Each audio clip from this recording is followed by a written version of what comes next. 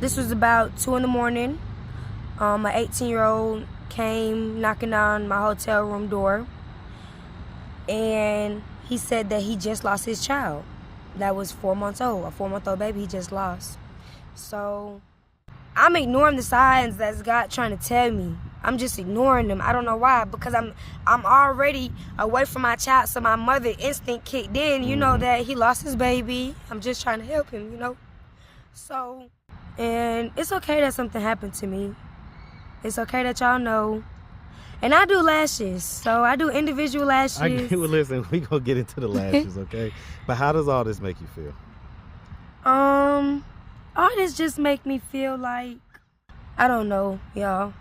But I haven't been to the doctor yet because I don't want nobody touching on me. I'm just scared for them to tell me I got something that I can't get rid of. Y'all know my secret now, and that's okay. What's up, YouTube? Man, it was a hot summer. But as the seasons change, there's still a lot of work to be done. So stay tapped in. Now back to the content. What's up, YouTube? Atlanta Street Interviews, out here with another one. All right, so I guess your son is I don't know. Okay, he's good. All right, out here with another one. So we got a young lady with us today. How you doing today, miss? I'm doing good. All right. So, first of all, are you homeless? Yes, I consider being homeless because I live with my older sister. Right, so we just interviewed your sister. She's a past interviewee as well. Right. And we actually met you picking up Josiah at the safe house to take him to the Greyhounds so he can finally go back home. All right, and you actually rode with us to the Greyhound. I did. So that's some of this footage right here.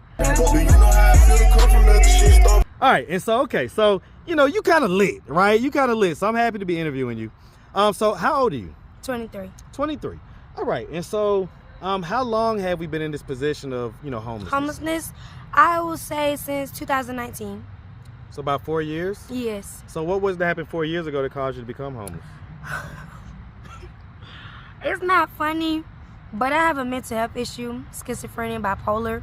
And after I had my child, my schizophrenia started being more triggerful to me just having a baby and the trauma I was dealing with before getting pregnant. And when I say trauma, my mom passed away of cancer, so that gave me a bad trauma. You know, I don't know if I'm using the wrong word, but it's traumatizing. I mean, yeah, so, right. Yeah. I ended up, how I became homeless, I don't want to dive in too fast, but after high school, I did pass my ASVAB. I made an 86. I failed my verification test. They gave me an at-home test. I failed the verification test. My mom comforted me. My mom ended up getting evicted after I was working a full job from 5 to about 1 in the morning, you know, at Taco Bell. We got out of school around 3:45, so I used that hour to get ready for work, go to work from 5 to 12. She ended up getting eviction, whatever personal reason my mom had for not wanting to pay her rent. Okay, that's her problem. I got emancipated. I was moved. What age are we talking about right 17. now? Okay, so 17. I graduated when I was 18, but I emancipated myself in the court system of Muskogee County when I was 17. They sent me to Clayton County, Jonesboro, Georgia, where I caught my first arson charge in 2020. I'm still on bond for that. What did you try to set on fire? I don't want to just say too much to incriminate myself, but I would just like to say that I know the case will be beaten because it's no motion of discovery. It's 3 years old. I've been out on bond twice with no house arrest, no anything. They just won't give me any evidence because there's none. You know, I can't incriminate myself on camera. Yeah, I get it. Okay, so let's just start from the beginning. So where are you from? I'm from Connecticut, Norwich. That's where I would say I'm from because... You say Norwich, Connecticut? Yes, my mom got impregnated with me in New York. I stayed in New York for like 6 months as a baby. She moved us to Columbus, Georgia. We stayed in BTW, Booker T. Washington Apartments in Columbus, Georgia until I was 2 years old. Then she moved us out of state to Connecticut, Norwich, which is actually 17 or 16 hours away. I stayed in Connecticut until I was 12 years old, moved back to Columbus, Georgia, stayed in Columbus, Georgia till I was 17. And from 17 through Now kind of been in the Atlanta area. Been in Atlanta, yeah. Okay. All right. And so growing up let's just start in Connecticut, right? So growing up in Connecticut, which is predominantly a white state. Yeah, definitely, 100%. And but so real quick, so growing up in Connecticut, did you have both mom and dad in the household? Yeah, it's not my biological father, but my mom was married to a white man. He had us in a duplex house, and after he got a higher paying rate at his job, he moved us into a little mansion.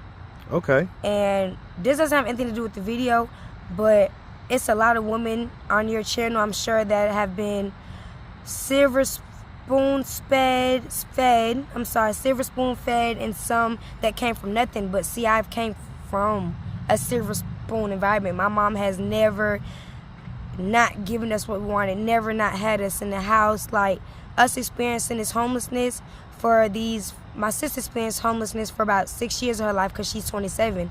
I'm 23, so I only experienced about 4. And I just feel like God's taking his time with us and stripping us down from nothing, because in the Bible, once you're stripped from nothing and come up, can't nobody take nothing from you. Mm-hmm. So it's a reason why. Solve and coagula for sure. Solve and coagula. What's that mean? Solve and coagula are Latin terms. Solve meaning to dissolve. Coagula means to coagulate, means to come together. So basically it means to tear down and then to build up. Right. Okay, tear down so that you could build up. Right. So anyway, all right, so you grew up with a stepdad, and so at any point did they split? My mom had a child by him, and they did split up in... How old were you when they split? He left on my 12th birthday. Okay, so it's 2012. Well, it was your 12th birthday. Yeah, because you're... Okay. Huh, he left on your 12th birthday? Mm-hmm. So... I wouldn't say it was not... It was more forcefully because he didn't want to fall in line with what my mother decided what was best. And... So tell me what happened. From what I can remember is my mom is deceased now, rest in peace to her, but when I talk and try to figure out the missing pieces, my stepfather tells me that my mom took money from him and left. But what my mom told me before she passed was he got her hooked on cocaine, and she wanted to stop. He didn't. Like, it's he say, she say at the end of the day. It's all he say, she say. So they were both cocaine users? Yes. Okay. And so they split on your 12th birthday. How did that make you feel? I was confused at the time. At that point, I think the more I tried to break my own mental down, I was so confused to where I didn't even want my real dad to be in my life. Like, as much as he tried, came down to see me, because my dad is originated in New York, Bronx, and my mom was born in Providence, Rhode Island. So we're foreign to a lot of stuff. Why do you think you didn't want your biological dad? Because I felt foreign to him. My mom already put a Caucasian man in front of my face and put it in my head that a man is supposed to provide, period, for a child and a woman. So what was life like after that 12th birthday? After my 12th birthday, my mom handled herself the best way she could. The drug use was still happening. Abuse to her children was still happening, but she made sure we was fed. She made sure we was good. So I dealt with it. I suck it up, cussed her out, and she cussed at me. We didn't have the best relationship at all times, but I was the only one with my mom March 8th through the 29th, her death month. I was the only one. My sister, older sister, that you've seen earlier, she is so heartbroken because she was incarcerated when my mom passed away. So the 13, 14, 15, 16, 17, my mom was in and out of my life because you got to remember, I said we got evicted after I stayed with her and I broke off and got emancipated. Right. So I'm knowing this woman, but I'm really not knowing. I'm just knowing what y'all tell me. Was you in DFACS at that point? Was you in the system? Yes. When I was 6 years old, my mom went to prison for 2 years. We went back to DFACS custody when I was...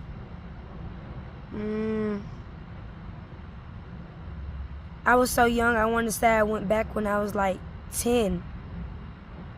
and my mom was still with my Caucasian dad, but we wasn't like there with him. Yeah. How did that make you feel?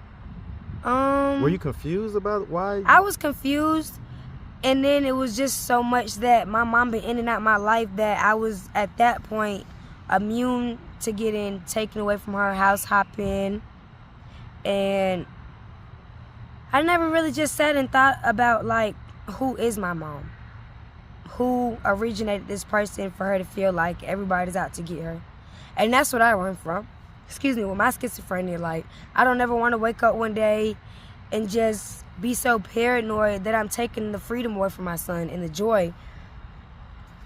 Let me ask, I mean, did anything ever happen to you when you was younger? I don't want to get too deep, but nothing happened to me while I was younger, but my birthday just passed on the 19th. I got molested for the first time in my 23 years, like 5.5 weeks ago. What happened? I don't even want to say 5.5. I'll say August 19th. So that was about 3 weeks ago. Yes, but it's Well, about 3 or 4 weeks ago at this point. 4.5 because I got August 15th. Out here? No, this was in Columbus, Georgia. And then this is getting plastered on the internet, so please, don't find me on social media.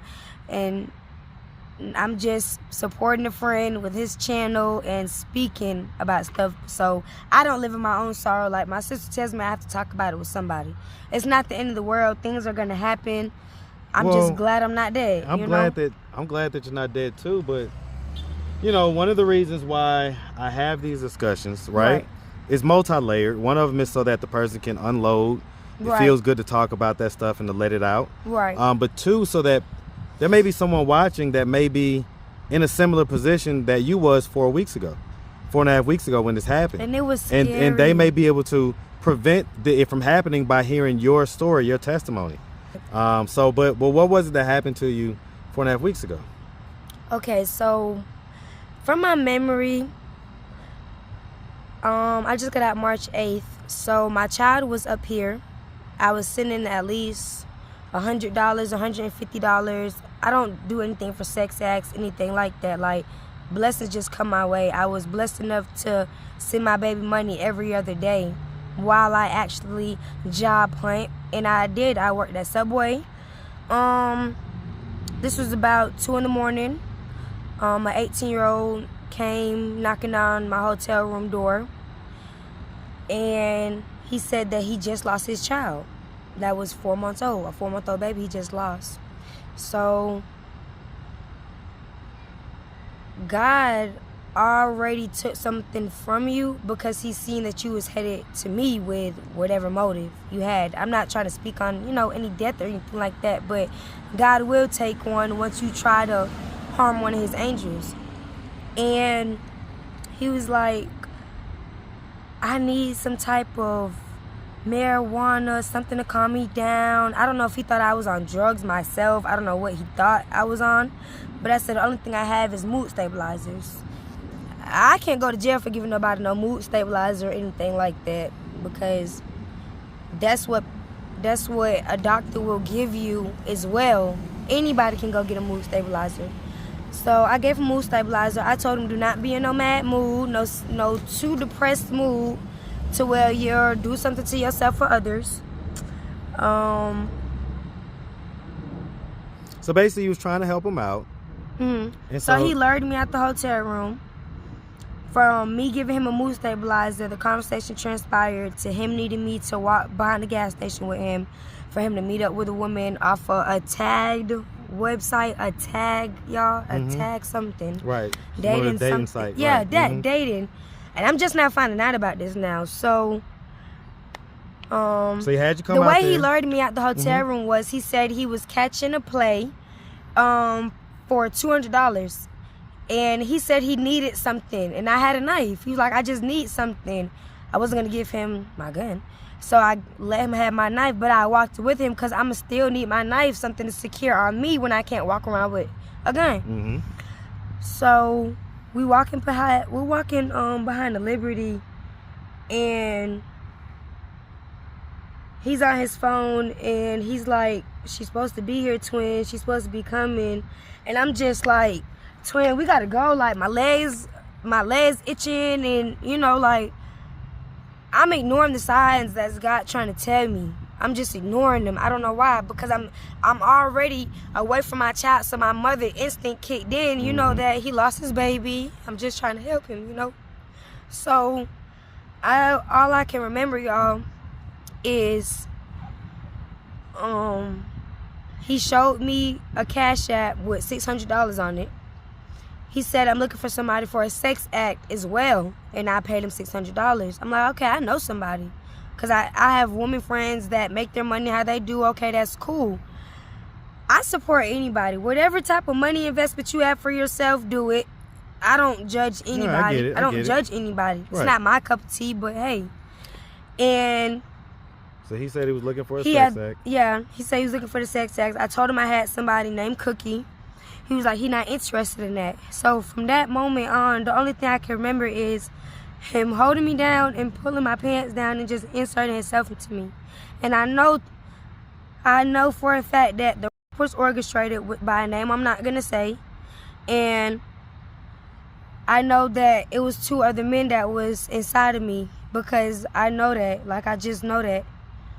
And so it was 3 people total? Yeah, and one was 18. And they called, the one who orchestrated my rape called EMS, told him I was having a mental breakdown. They 1013 me. As soon as the EMS people came, they had injected me and sedated me to sleep. I was asleep for 2 days. And they did that off the call that they told them I was acting out, which was illegal as. So when I got to the Bradley Center in Columbus, Georgia, I was asleep for 2 days, y'all. I got the 15th, 16th, 17th. I didn't go to the Bradley Center until about the 17th or 18th, because the day I woke up was my 23rd birthday, which was a Saturday. Now, if you just go on Google, it's still an edited site. Yes, Google's edited, but any practitioner, physician, mental health doctor will tell you a mental health patient is not supposed to be let out on a weekend unless it's doctor ordered. But a doctor that just got a call stating I was outside panicking, trying to fight, and, you know, allegations, no doctor in their right mind will let you go. So God knew. So this happened in Columbus? Yeah. Whew.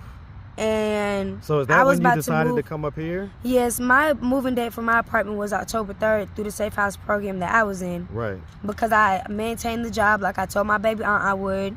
I let her know I wasn't playing her as no fool. I send my baby money every day. I just knew for a fact, like, I knew something was going to happen to me, but I just didn't know what. And when I got out the hospital, no, the night after I got, y'all, I had somehow ended back up in the hotel, and I just swallowed some change. I took 2 quarters and a dime, took a bottle of water, and just was swallowing it. I started choking. My homeboy walked in, started really, like, beating me in my back so I don't die. And it was a scary moment, but, like, I was sedated, so I couldn't tell nobody that I got raped. I couldn't tell nobody this what happened to me. I only had cigarette burns on me. I got this. Wait, is it on this arm? No, it's right here. The bruises are just like deflated. No, we see it. No, we see it right there. Not this one. It's this right here. Okay. Yeah, I see it. I see it. That burn mark, they burnt me there. I have cigarette burns on my bottom. I have a lightly cut right here. I don't know if y'all can see that. Yeah. I mean, I can because it's me. But my sister actually found the pants that I was in like 3 days ago. They look bad. They're white. They got blood on them and dirt. And it's okay that something happened to me. It's okay that y'all know. And I do lashes, so I do individual lashes. Well, listen, we gonna get into the lashes, okay? But how does all this make you feel? All this just make me feel like I want to get high and smoke weed and just stay on my medicine. That's really what I want to do. And I can confidently say I can get high because I can get a green health card because I am really mental health. Right. I was about to say you actually have. So I really need have the diagnosis to be able meditate to and keep my mouth closed because I have a very bad temper. I'm always ready to fight. I've been like that since a little girl. Like since I was 4, I've been fighting. And I'm just angry. Like I don't want to talk to a therapist. What is the pain? Where's the pain coming from? The Like pain really try to infliction is not knowing exactly what happened to me and the 2 other guys that did something to me. That's where my pain resides. So I'm just trying to fight this feeling every day, y'all. Like I don't like thinking about it. I don't like talking. Would you recognize those guys if you saw them? I would only recognize. Yes, I'd recognize. And what made it so bad, y'all? I went to the nigga mama house. Done told his mama I got schizophrenia. Wait, you know this guy's name? No. Okay. I don't, but I know where his mother stays, where they live at, and I walked up to her porch. I said, I have schizophrenia. She said, I got schizophrenia too. She shut the fuck up the whole time I told her what happened. I didn't tell her when I got raped. I just asked her son, would you please tell your mom what happened to me behind the store? He couldn't do that. So his baby mama came out the house.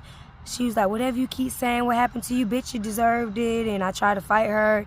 The man who orchestrated my rape was the one who I called because I didn't peacefully put it together that he orchestrated it until I got awakened again that same night. When I say awakened, I've been spiritually awoken before, but I actually awakened myself that night and I found out what happened to me. But God is not letting me know the other 2 men. I don't know why. I think they was homeless men and he probably, I don't know, y'all. But I haven't been to the doctor yet because I don't want nobody touching on me. I'm just scared for them to tell me I got something that I can't get rid of. And yeah, like what keeps me up is just praying and seeing my sister. Like my sister's making it. And she's in a very toxic situation, but she's making it. Like anything negative in your life is toxic. It doesn't just have to be a dude. Anything negative in your life that can be toxic. So y'all know my secret now, and that's okay. How do you feel? Like I want to get high. I just don't talk about my feelings. I just like to smoke. And I got bad asthma.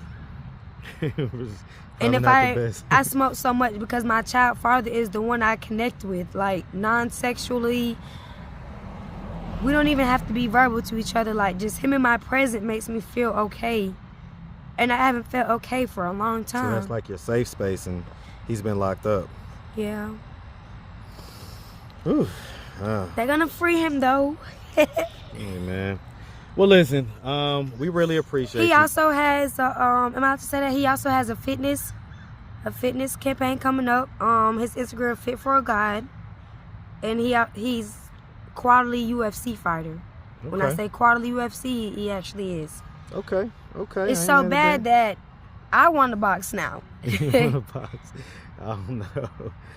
All right. I think that's the best thing for me to do. What you think? Me to just give me a boxing thing and just go at it. Any physical activity is good therapy. Right. Any physical activity is good therapy. The only look, y'all, counseling is good, but it doesn't work for me. The only thing that I listened to was me getting water therapy. That's it. Water therapy is great too. That's actually my car. Show him that Chevrolet Cruze. I used to drive that car not even a year ago. But it's okay. Everything happened for a reason. Okay. Being molested humbled me a lot.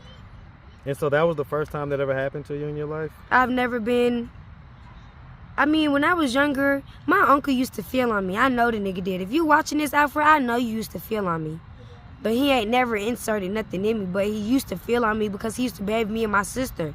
So either way you get it, you still graze my ass.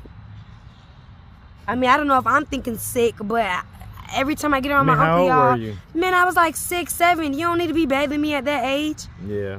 And then every time I get around him, I get an iffy ass feeling. And he always shut the fuck up when he see me, y'all.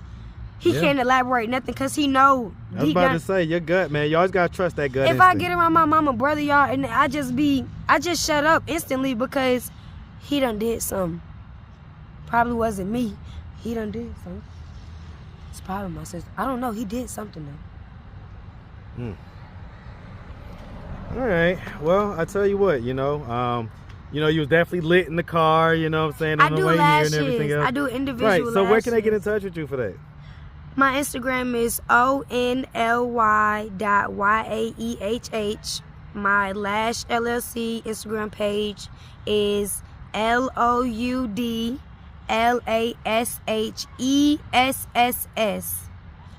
LOUDLASHESS.co. Loudlashes.co. Okay, all right. So if anybody, and by the way, we really appreciate you taking the time answering all of our questions.